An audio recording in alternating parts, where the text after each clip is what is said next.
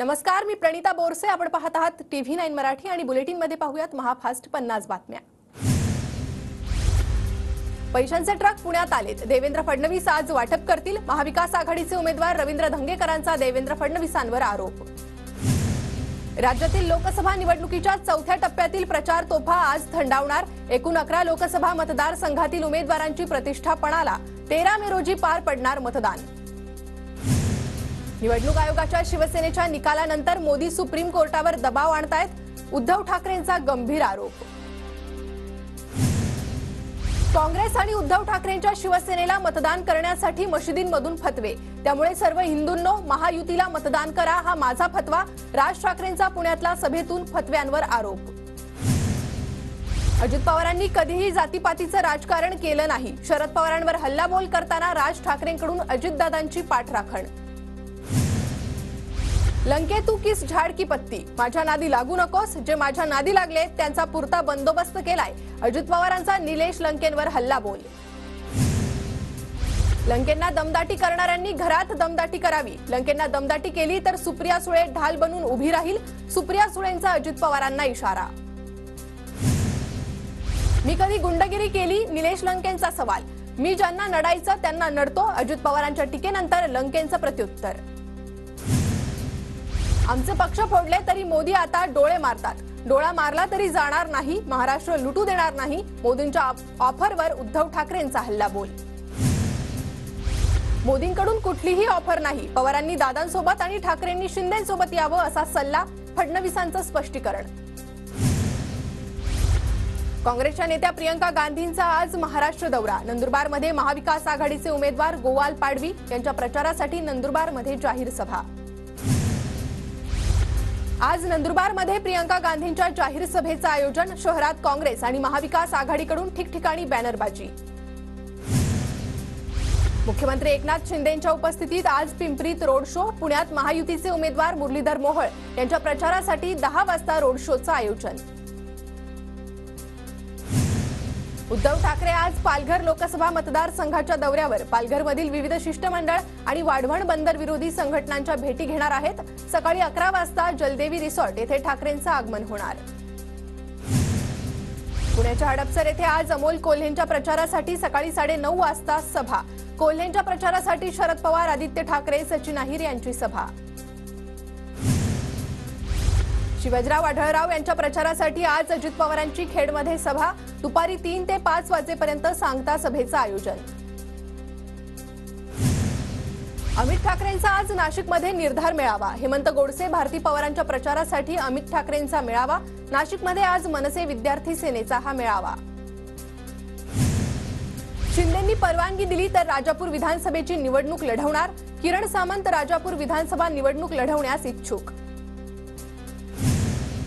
पीडीडीसी बँकेच्या मॅनेजरवर निवडणूक आयोगाची कारवाई. बारामतीच्या मतदानाच्या 1 दिवस आधी बँक सुरू ठेवणं पडलं महागात. सीसीटीव्ही फुटेज तपासल्यावर बँकेच्या आत 40 ते 50 कर्मचारी आढळून आले. निवडणूक आयोगाकडून बँक मॅनेजरवर निलंबनाची कारवाई.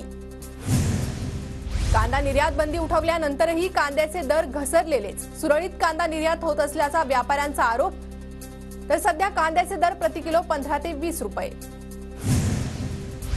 साई रिसॉर्टचा अनधिकृत दुसरा मजला 10 दिवसांमध्ये पाडणार. सदानंद कदम यांची मुंबई उच्च न्यायालयात हमी. कदम यांच्याकडून न्यायालयाला लेखी प्रतिज्ञापत्र सादर.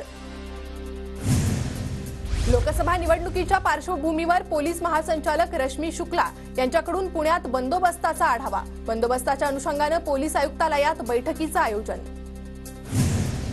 पनवेलमध्ये गृहमतदानाला सुरुवात. पनवेल विधानसभा क्षेत्रातील 52 नागरिकांनी घरून बजावला मतदानाचा हक्क. धाराशिवचे माजी खासदार रवींद्र गायकवाड यांच्या विरोधात गुन्हा दाखल. अल्पसंख्याकांवर आक्षेपार्ह वक्तव्य केल्यानं कारवाई.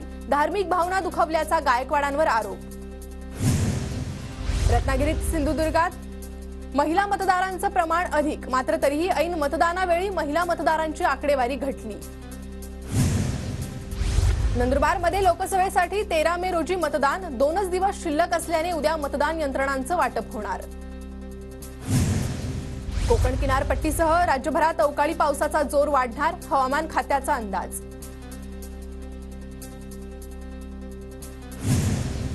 पुणे शहर आणि उपनगरात आज आणि उद्या जोरदार पावसाचा अंदाज। विजांच्या कडकडाटासह ताशी 40 ते 50 किलोमीटरवर वेगाने वारे वाहणार हवामान विभागाचा अंदाज।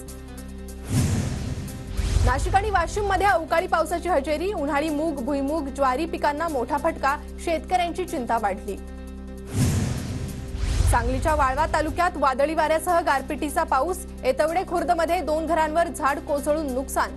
शासनाने नुकसान भरपाई देण्याची ग्रामस्थांची मागणी। अकोल्यात मध्यरात्रीच्या सुमारास पावसाची रिमझिम। पावसामुळे काही काळ वातावरणात गारवा।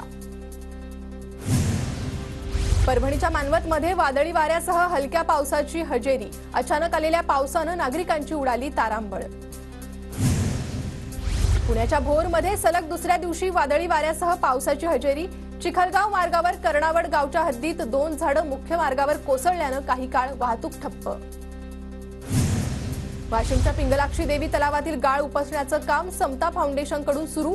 शेताची पत सुधारत असल्याने शेतकऱ्यांनी हा गाळ मोफत आपल्या शेतात टाकण्याचं फाउंडेशनचं आवाहन। रत्नागिरी शहराला दिवसाआड पाणी पुरवठा होणार। 13 मे पासून अंमलबजावणी। शहराला पाणी पुरवठा करणाऱ्या शीळ धरणात केवळ 20% पाणीसाठा शिल्लक।